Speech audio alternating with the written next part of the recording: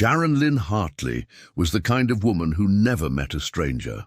Born on August 3, 1976, in the small town of Jasper, Texas, she grew up surrounded by pine forests and the kind of tight-knit community where everyone knew your name before you introduced yourself. Sharon was the middle child of 3 daughters, raised by her mother after her father passed away when she was just 12 years old. That loss taught her early about grief, but it also taught her about resilience. By the time Sharon turned 47, she had built a life that reflected both her struggles and her triumphs. She worked as a medical assistant at a family clinic in Beaumont, Texas, where she had lived for the past 15 years. Her co-workers described her as the heart of the office. She remembered every patient's name, asked about their grandchildren, and always kept a jar of butterscotch candies on her desk for the kids who came in nervous about their shots. Sharon had a gift for making people feel seen, and in a world that often felt cold and rushed, that gift mattered. She was also a devoted mother to her 2 children. Her daughter, Kayla, was 24 and worked as a teacher in Houston, while her son, Marcus, was 19 and attending community college in Beaumont, studying to become a paramedic. Sharon was incredibly proud of both of them. She posted about their achievements constantly on Facebook, filling her timeline with photos of Kayla's classroom projects and Marcus's study sessions. Her friends joked that she was the original influencer, always sharing motivational quotes, recipes she wanted to try, and pictures of the sunsets over the Neches River. Sharon loved social media. It was her way of staying connected to friends and family scattered across Texas and beyond. She was active in local community groups, often organizing fundraisers for families in need or promoting small businesses owned by people she knew. Her Facebook profile was a reflection of her personality, warm, open, and full of life. But Sharon's life had not always been easy. Her marriage to Daniel Ray Hartley had started with promise but ended in pain. They had met when Sharon was just 21 and Daniel was 23. He was charming, confident, and seemed like he had everything figured out. They married quickly, and within a few years they had Kayla and Marcus. For a while things seemed perfect. They lived in a modest home in Jasper, attended church on Sundays, and hosted barbecues in their backyard. But over time, cracks began to show. Daniel struggled to keep steady work. He moved from job to job, always blaming his bosses or bad luck for why things never worked out. Sharon picked up extra shifts at the clinic to make ends meet. Then Daniel started drinking heavily. The man who had once been charming and confident became angry and unpredictable. Arguments became frequent. Sharon tried to hold things together for the kids, but she knew deep down that the marriage was falling apart. The breaking point came when Daniel was arrested.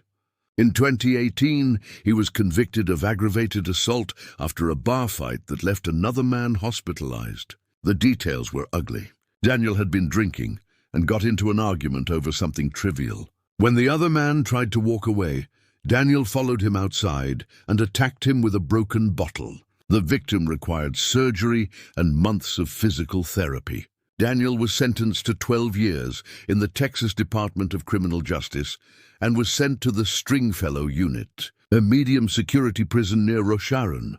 Sharon filed for divorce while he was awaiting sentencing. It was one of the hardest decisions she had ever made, but she knew it was the right one. She had spent years trying to save a man who did not want to be saved, and she was done. The divorce was finalized in early 2019, and Sharon moved on with her life. She relocated to Beaumont for a fresh start, found a good job, and focused on raising her children. For Sharon, the divorce was a closed chapter. She rarely talked about Daniel and made it clear to her friends and family that she had no interest in maintaining any kind of relationship with him. He was in prison, and as far as she was concerned, that was where he belonged. She rebuilt her life without him, and for the most part, she was happy.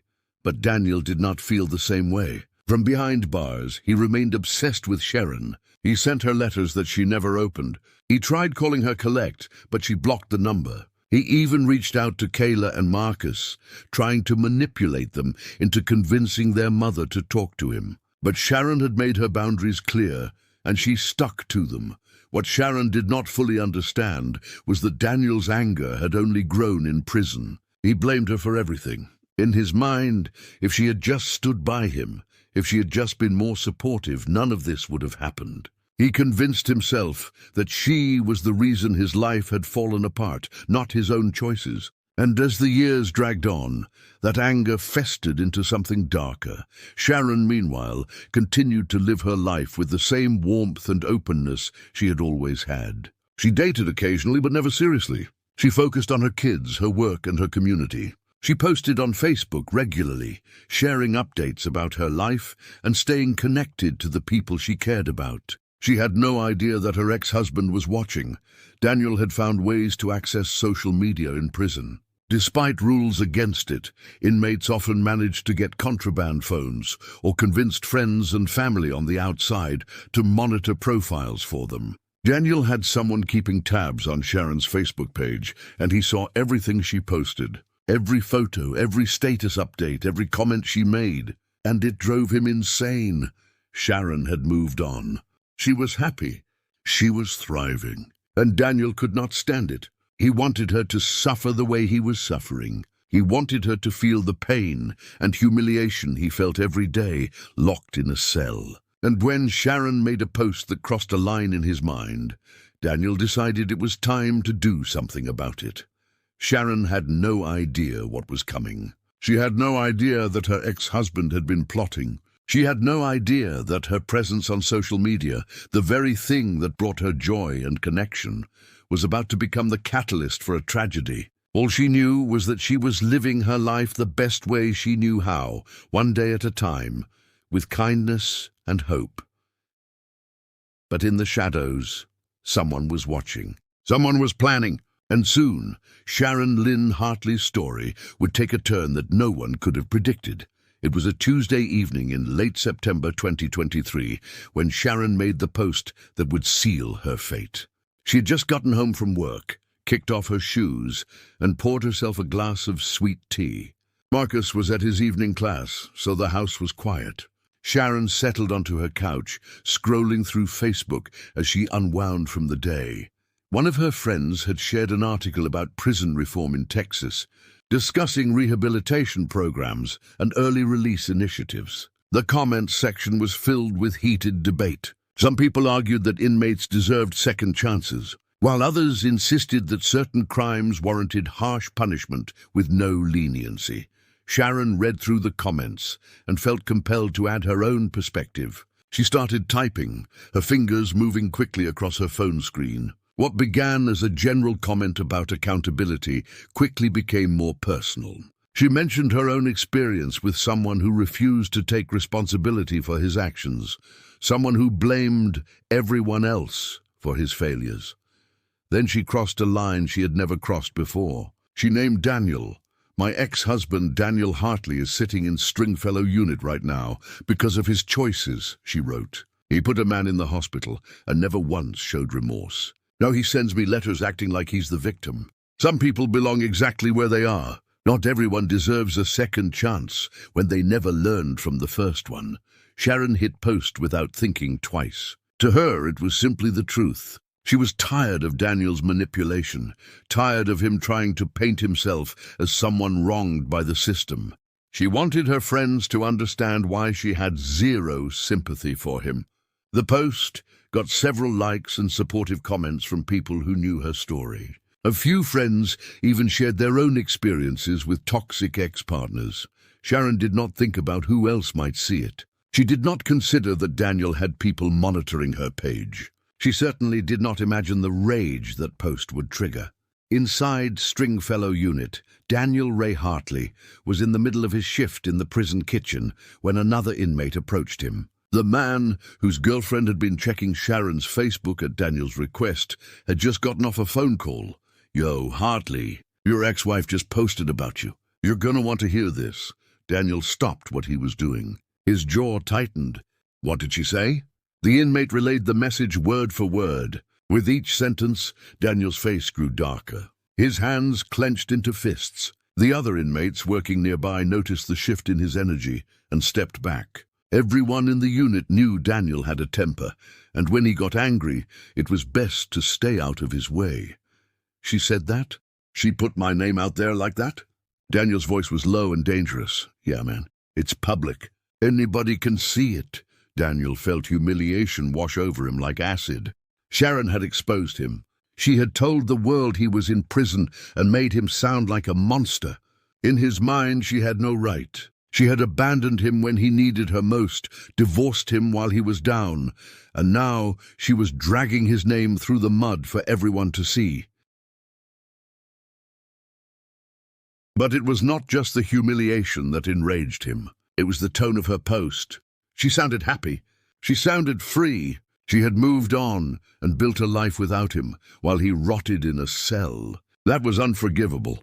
Daniel returned to his cell that night, consumed by fury. He lay on his bunk, staring at the ceiling, replaying Sharon's words over and over in his head. He thought about all the letters he had written her, letters where he poured out his feelings and tried to explain himself.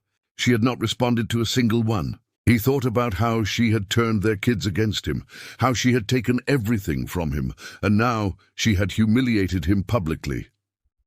Daniel had always believed that Sharon would come back eventually. He had convinced himself that she still loved him deep down, that she just needed time to forgive him. But this post shattered that delusion. Sharon was not coming back. She did not love him. She despised him. If he could not have her, then no one would. Daniel was not stupid. He knew he could not do anything from inside the prison. But he had connections on the outside. He had a cousin, Travis Boone, who lived in Vidor, a small town just outside Beaumont. Travis was not the sharpest guy, but he was loyal to family, and more importantly, he was desperate for money. Travis had a history of petty crime, mostly theft and drug possession. He was currently on probation but struggling to find work. Daniel knew that if he offered Travis enough money, he would do just about anything. Daniel used a contraband cell phone that circulated among trusted inmates to call Travis. The conversation was brief but clear. "I need you to handle something for me," Daniel said. "What kind of something?" Travis asked, already sounding uneasy. "Sharon, my ex. She disrespected me, and I need her to understand that there are consequences." There was a long pause on the other end. "Man, I don't know. That sounds heavy. I'll make it worth your while. I've got money saved up before I came in here. It's in a storage unit in Jasper. The key is with my brother. You do this for me, and you walk away with $10,000.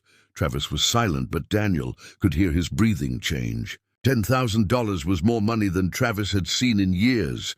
"What do you need me to do?" Travis finally asked. "I need you to send her a message. Scare her. Make her delete that post and make sure she never talks about me again. Just scare her." "That's it?" "That's it," Daniel lied. "Just make sure she knows I'm serious." What Daniel did not tell Travis was that he did not just want Sharon scared. He wanted her gone. In his twisted mind, if he could not be with her, and if she would not stop humiliating him, then she deserved to die. But he knew Travis might hesitate if he put it that way, so he kept his true intentions vague. Travis agreed, motivated by desperation and greed. Over the next few weeks, Daniel fed him information. He told him Sharon's work schedule, the route she took home where she lived. He described her car, a silver Honda Accord. He gave Travis everything he needed. Sharon, meanwhile, had completely forgotten about the post. She had moved on with her life, unaware that she had set something in motion that could not be stopped. She went to work, spent time with Marcus, talked to Kayla on the phone, and posted more updates on Facebook. She even went on a date with a man she had met through a friend, though it did not lead anywhere serious. Life continued as normal, but Daniel was counting down the days, waiting for Travis to follow through. And Travis, desperate and foolish, was preparing to do something he would regret for the rest of his life. Travis Boone was not a killer. He had made plenty of mistakes in his 32 years, but murder had never been on the list. Yet here he was, sitting in his cramped apartment in Vidor, staring at a handgun he had bought off a guy in a parking lot for $300. The weapon felt heavier than it should, like it carried the weight of what he was about to do. Daniel had been calling him almost every other day, using different contraband phones to avoid detection. Each conversation was the same. Daniel would ask if Travis was ready, remind him about the money, and repeat the details about Sharon's routine. The pressure was building, and Travis knew he was running out of time to back out, but every time he thought about walking away, he remembered his situation. He was broke. His probation officer was on his case about finding employment. His girlfriend had left him 2 months ago, taking their daughter with her. He was barely scraping by, eating ramen noodles, and avoiding his landlord who was threatening eviction. $10,000 would solve everything. It would give him breathing room, a fresh start. Travis tried to convince himself that he was just going to scare Sharon, exactly like Daniel had said. He would confront her, make her delete the post, and that would be it. Nobody had to get hurt. He repeated this to himself over and over, but deep down, he knew Daniel wanted more than that. The way Daniel talked about Sharon, the venom in his voice, the obsession. This was not about a Facebook post. This was about revenge. Still, Travis pushed those thoughts away. He needed the money too badly to ask questions. He started watching Sharon. Daniel had given him her work address, and Travis drove by the clinic several times to identify her car. On October 18th, he followed her home from work, keeping a safe distance. He watched as she pulled into the driveway of a small brick house on Cardinal Drive in Beaumont. She got out of her car, carrying her purse and a grocery bag, walked to the front door, and disappeared inside. Travis sat in his truck down the street for almost an hour, working up the nerve to approach. But he could not do it. Not that day. He drove home, hands shaking on the steering wheel, and poured himself a drink. Sharon had no idea she was being watched. October was her favorite month. The oppressive Texas heat finally broke, and the evenings became cool and comfortable. She loved sitting on her back porch with a book, listening to the crickets, and watching the sky turn orange and purple at sunset. Marcus was home most nights, and they would cook dinner together, talking about his classes and his plans for the future. On October 20th, Sharon posted a photo on Facebook of a pecan pie she had baked. "First pie of the season," she wrote with a smiling emoji. The post got dozens of likes. Her friends commented with recipe requests and jokes about saving them a slice. It was the kind of innocent, joyful content that filled Sharon's page. She had no idea that every post was being reported back to Daniel, fueling his rage. That same day, Daniel called Travis again. This time his tone was different. He was done waiting. "When are you going to handle this?" Daniel demanded. "I'm working on it, man. I've been watching her like you said. Watching her isn't enough. I need this done." She posted another picture yesterday, smiling like she doesn't have a care in the world. "She needs to learn." Travis felt his stomach turn. "I'll take care of it. I just need the right moment. The right moment is now. You do this by the end of the week, or the deal is off. And if you back out, Travis, remember, I know where you live. I've got friends on the outside too." The threat was clear. Travis was trapped. He had already accepted the job, and Daniel was not the type to let someone walk away. Travis realized he had made a terrible mistake, but it was too late to undo it. He decided he would do it on October 24th, a Tuesday. Sharon worked until 5 that evening, and Marcus had a night class that did not end until 9. That would give Travis a window where Sharon would be home alone. Sharon spent that Tuesday like any other. She saw patients all day, chatting with them about their lives and offering comfort where she could. One elderly woman thanked her for always being so kind. "You make this place feel less scary," the woman said. Sharon smiled and squeezed her hand. "That's my job," she replied. After work, Sharon stopped at the grocery store to pick up ingredients for chili. She was planning to make a big batch, so Marcus could take leftovers to school. As she walked through the aisles, she ran into a former co-worker, and they spent 10 minutes catching up, laughing about old times at the clinic. Sharon had no sense of dread, no feeling that something was wrong. She climbed into her Honda, drove home, and parked in her driveway just after 6. The sun was starting to set, casting long shadows across the quiet residential street. She grabbed her groceries and walked to the front door, balancing the bags as she unlocked it. Inside, she set the bags on the kitchen counter and kicked off her shoes. She turned on the radio, humming along to a country song as she started putting groceries away. Marcus had texted her earlier to say he would grab something to eat on campus, so she did not need to rush dinner. She thought about changing into comfortable clothes and maybe watching a movie. Sharon was in the kitchen, chopping onions, when she heard a car door slam outside. She did not think much of it. Her neighbors were always coming and going. But then she heard footsteps on her front porch. Heavy, deliberate footsteps. She paused, knife in hand, listening. The footsteps stopped at her door, then came the knock. 3 loud, aggressive bangs that made her jump. Sharon wiped her hands on a towel and walked toward the door, her heart beginning to race. She was not expecting anyone. She looked through the peephole and saw a man she did not recognize standing on her porch. He was wearing a dark hoodie and jeans, his hands shoved in his pockets. Something about him made her uneasy. "Can I help you?" She called through the door, not opening it. "Sharon Hartley?" The man asked. Her blood ran cold. How did he know her name? "Who's asking?" she replied, her voice steady but wary.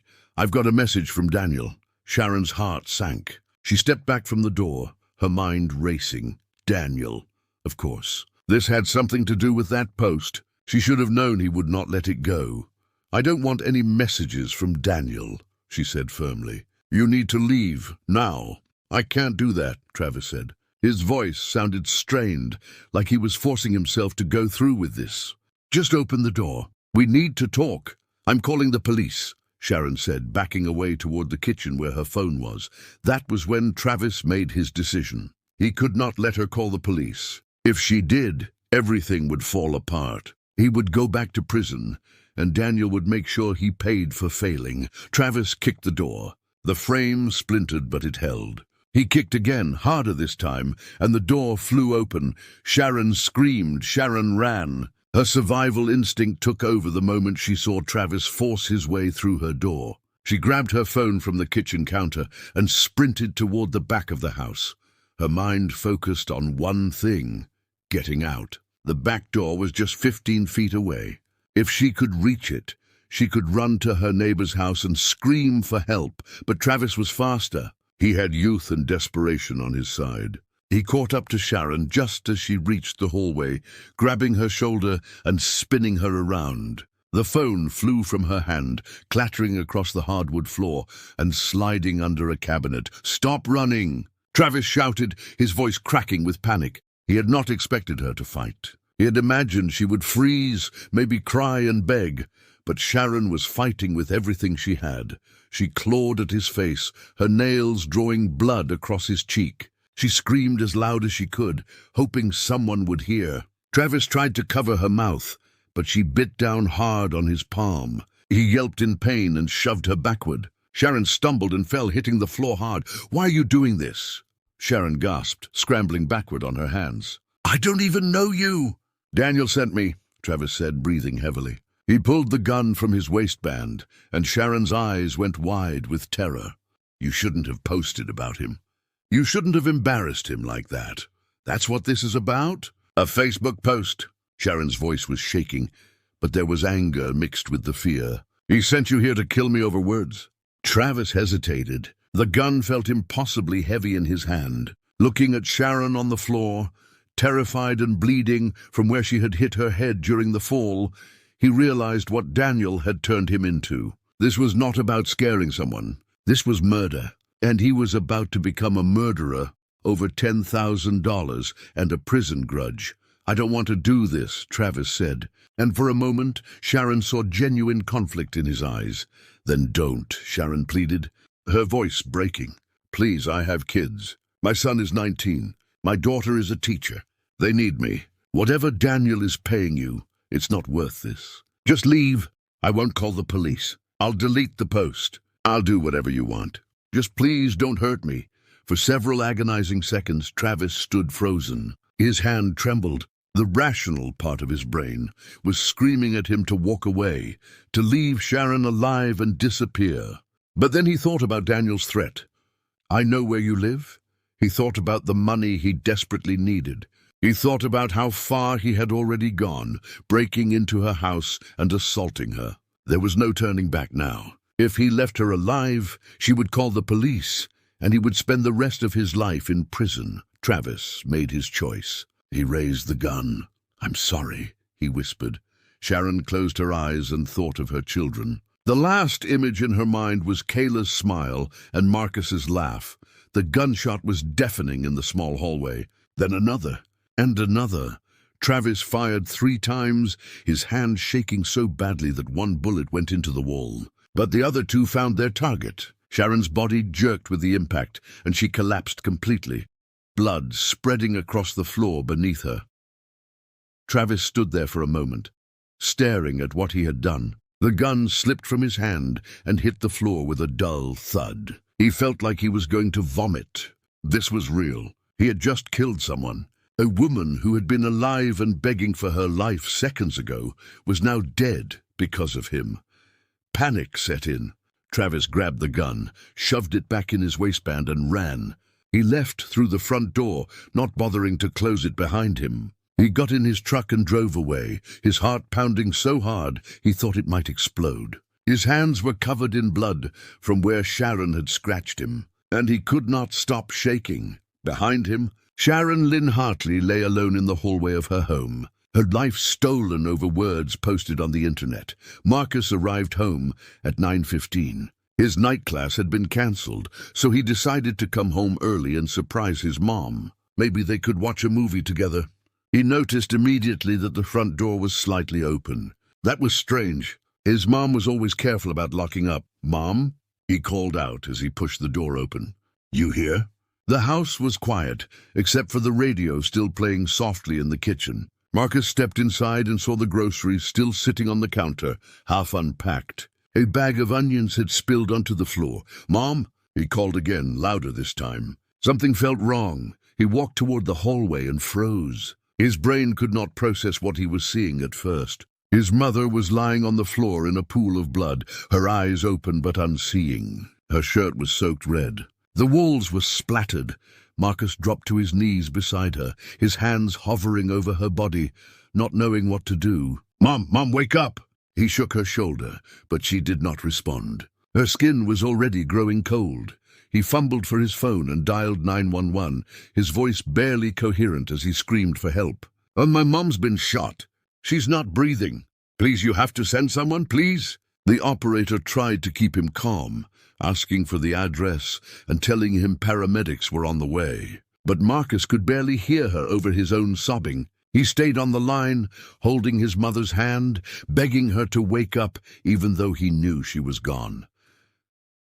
Beaumont police arrived within 6 minutes. Officers secured the scene and gently pulled Marcus away from his mother's body. Paramedics rushed in, but there was nothing they could do. Sharon had been dead for hours. The medical examiner would later determine she had been shot twice in the chest, and death had been nearly instantaneous.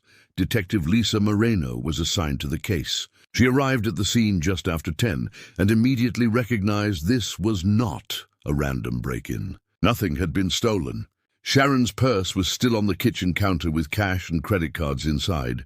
Her jewelry was untouched. This was personal. Moreno interviewed Marcus, who was barely able to speak through his grief. He told her about his father, about the divorce, about Daniel being in prison. He mentioned the Facebook post his mother had made weeks earlier, something he had seen but not thought much about at the time.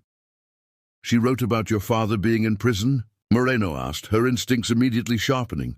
"Yeah," Marcus said, wiping his eyes.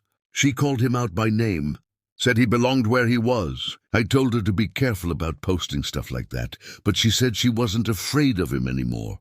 Moreno made a note. Inmates had limited resources, but they had connections, and a man humiliated publicly by his ex-wife might be motivated to retaliate. She requested Sharon's phone records and began pulling surveillance footage from nearby homes. Someone had done this, and she was going to find them.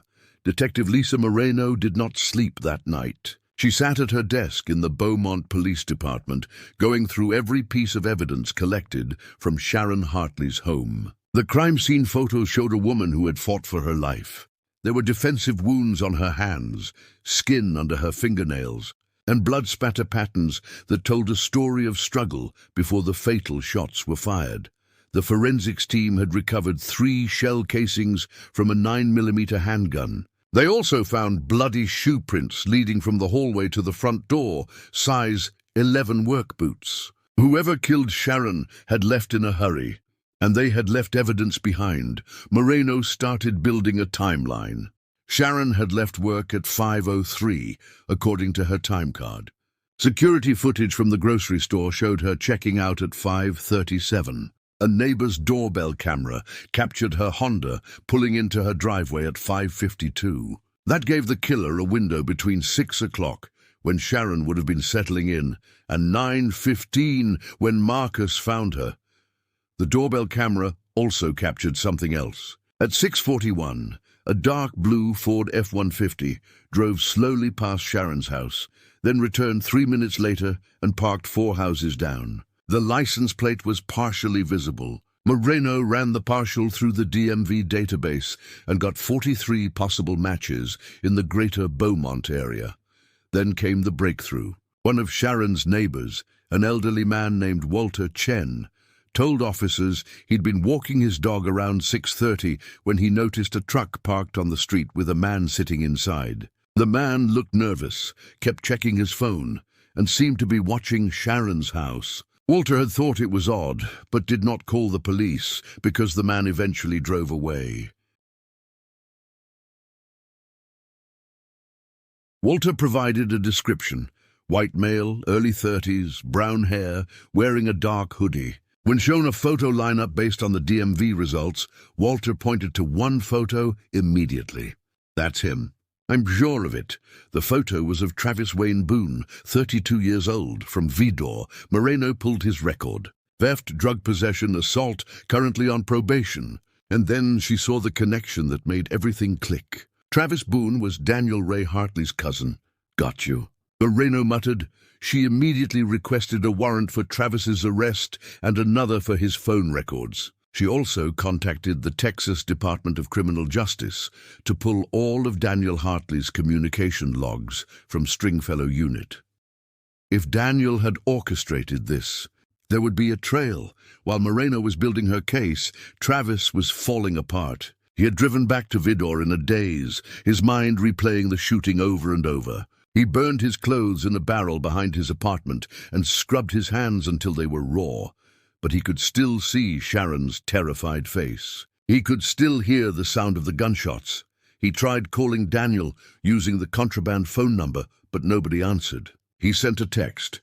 It's done. I need that money now. No response. Hours passed. Travis paced his apartment, drinking whiskey straight from the bottle, paranoia eating him alive. What if Daniel had set him up?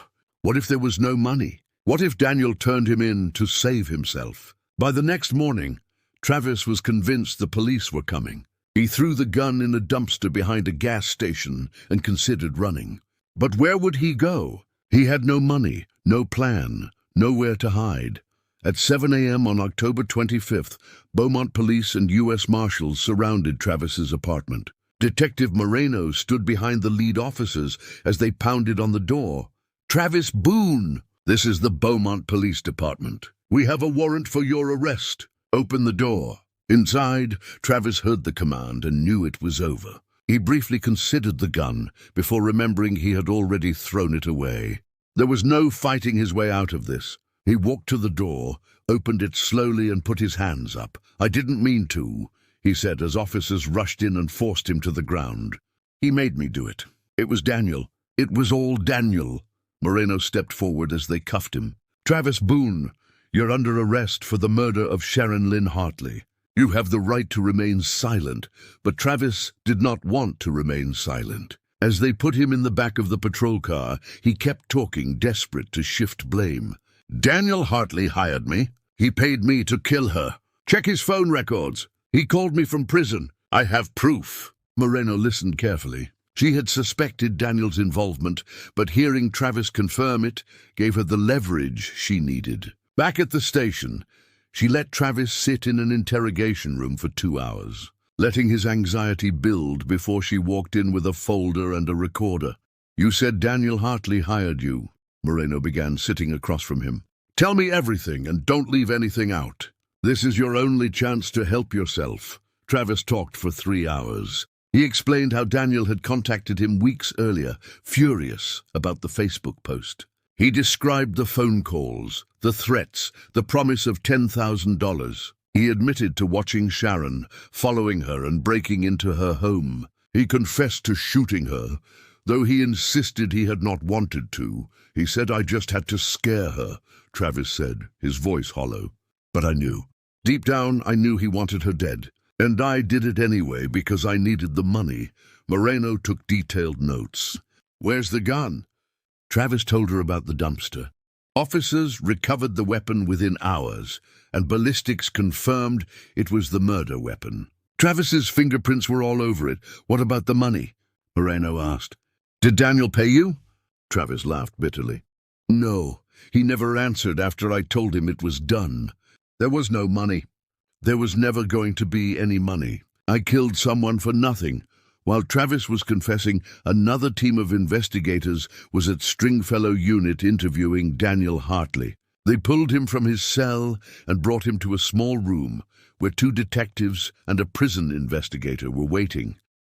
Daniel knew something was wrong the moment he saw their faces. He tried to play it cool, leaning back in his chair with forced confidence. "What's this about?" "Your ex-wife was murdered last night," Detective Moreno said. Watching his reaction carefully, Daniel's face went through several expressions: surprise, confusion, and then something that looked almost like satisfaction before he caught himself. "That's terrible," he said flatly. "But I don't know why you're telling me." "I've been locked up.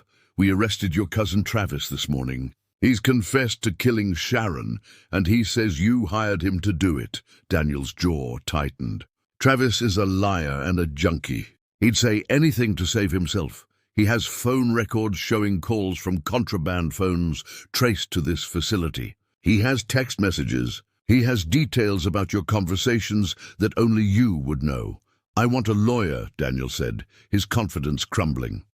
The interview ended, but the investigation did not. Detectives seized Daniel's belongings and found a hidden cell phone in his mattress. The phone contained text messages to Travis, including one sent days before the murder. "Do it soon. She needs to pay." Daniel Ray Hartley was charged with conspiracy to commit murder and solicitation of murder. Even behind bars, he would face justice for what he had orchestrated. The trial of Travis Wayne Boone began on March 12, 2024, in Jefferson County District Court. The prosecution had an overwhelming case. They presented the murder weapon with Travis's fingerprints, the doorbell camera footage showing his truck, Walter Chen's eyewitness identification, and most damning of all, Travis's own confession. Travis's defense attorney tried to argue that Daniel Hartley was the true architect of the crime and that Travis had been manipulated and coerced. But the jury was unmoved. Travis had made a choice. He had followed Sharon, broken into her home, and pulled the trigger. No amount of manipulation absolved him of that. The trial lasted 8 days. Sharon's children sat in the courtroom every single day. Kayla had taken a leave of absence from her teaching job in Houston to be there. Marcus had withdrawn from his college classes. Neither of them could focus on anything except getting justice for their mother. When Travis took the stand, he cried. He apologized repeatedly, saying he wished he could take it back. "I think about her every second of every day," he said, his voice breaking. "I destroyed my life and hers over money I never even got. I'm sorry. I'm so sorry." Kayla stood up from her seat. "Your apology means nothing," she said, her voice cold and clear. "You took our mother from us. You can apologize for the rest of your life, and it won't bring her back." The judge warned Kayla to remain silent, but her message had been delivered. The jury deliberated for less than 4 hours. They found Travis Wayne Boone guilty of first-degree murder and guilty of burglary. When the verdict was read, Travis dropped his head into his hands. Sharon's family embraced each other, tears streaming down their faces. At sentencing 2 weeks later, both Kayla and Marcus read victim impact statements. Kayla spoke about how her mother had been her best friend, how she called her every day for advice, and how she would never get to share her future children with the woman who had raised her. Marcus talked about finding his mother's body, an image that haunted his dreams every night, and how he would never forgive Travis for stealing the last person he had in the world. Judge Raymond Howell showed no mercy. "Mr. Boone, you made a calculated decision to take an innocent woman's life for money. You showed no hesitation, no remorse in the moment, only afterward when you realized you would be caught. Sharon Hartley was a beloved mother, daughter, friend, and community member. You have robbed this world of her light." Travis Wayne Boone was sentenced to life in prison without the possibility of parole. He would die behind bars. Daniel Ray Hartley's trial was more complicated. He had not pulled the trigger, but the evidence showed he had orchestrated everything. Prosecutors presented the contraband phone found in his cell, text messages instructing Travis, and testimony from other inmates who said Daniel had openly bragged about taking care of his ex-wife. Daniel's defense argued that while he may have complained about Sharon and even made idle threats, he never seriously intended for anyone to kill her. But the jury saw through the lies. The text message saying, "Do it soon, she needs to pay," was clear evidence of intent. Daniel sat stone-faced through most of the trial, showing no emotion. But when prosecutors played a recording of one of his phone calls to Travis, where he described exactly how to approach Sharon's house, his mask slipped. He looked directly at Marcus and Kayla sitting in the gallery, and for a brief moment there was something dark and satisfied in his eyes, as if he was glad Sharon was gone. That look sealed his fate.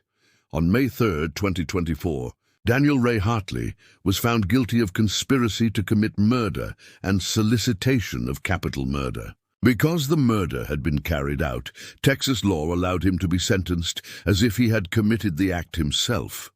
Judge Patricia Rios addressed him directly. "Mr. Hartley, you used your cousin as a weapon to murder the mother of your children out of spite and wounded pride. You orchestrated this killing from behind prison walls because Sharon Hartley dared to speak the truth about you. You are a coward and a danger to society." Daniel was sentenced to life in prison without parole, with his sentence to run consecutively to the 12 years he was already serving. He would never see freedom again. As he was led out of the courtroom, Daniel finally spoke. "She shouldn't have disrespected me," he said, looking back at his children. "She brought this on herself." Marcus lunged toward him, but court officers held him back. Kayla simply turned away, refusing to give her father another second of her attention. In the months that followed, Sharon's family tried to rebuild their lives. Kayla returned to teaching, throwing herself into her work and finding purpose in shaping young minds the way her mother had shaped hers. Marcus eventually returned to his paramedic studies, determined to save lives in his mother's memory. They established the Sharon Hartley Foundation, a non-profit organization focused on raising awareness about domestic violence and the dangers of social media harassment. They traveled to schools across Texas, speaking to students about how online conflicts can escalate into real-world violence. "My mother posted something she believed was true," Kayla said during one presentation. "She didn't know that her words would cost her life. But the lesson isn't to stay silent when someone hurts you. The lesson is that we need to do better as a society at protecting people from retaliation and abuse." The foundation also lobbied for stricter controls on contraband, cell phones in prisons, and better monitoring systems to prevent inmates from orchestrating crimes from behind bars. Sharon's story gained national attention. News outlets across the country covered the case, highlighting how social media had become a battleground where words could have fatal consequences. Experts debated whether platforms had a responsibility to flag violent threats. Though no clear solutions emerged, on what would have been Sharon's 48th birthday, Marcus and Kayla returned to Beaumont and visited her grave. They brought flowers, her favorite song playing softly from a phone, and they sat in the grass talking to her. "I got accepted into the paramedic program," Marcus said, his voice thick with emotion. "I wish you were here to see it. I'm getting married next year," Kayla added. "And even though you won't be there to walk me down the aisle, I know you'll be with me." They stayed until the sunset. Not wanting to leave her alone in the dark, Sharon Lynn Hartley's life had been stolen over words on a screen, a bitter ex-husband's rage and a desperate man's greed.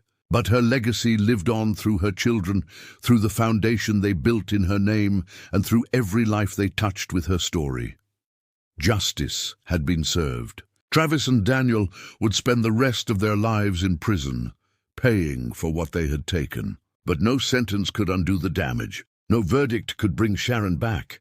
Her family learned to live with the loss, carrying her memory forward one day at a time, ensuring that Sharon's bright smile and generous heart would never be forgotten, and that her death would not be in vain.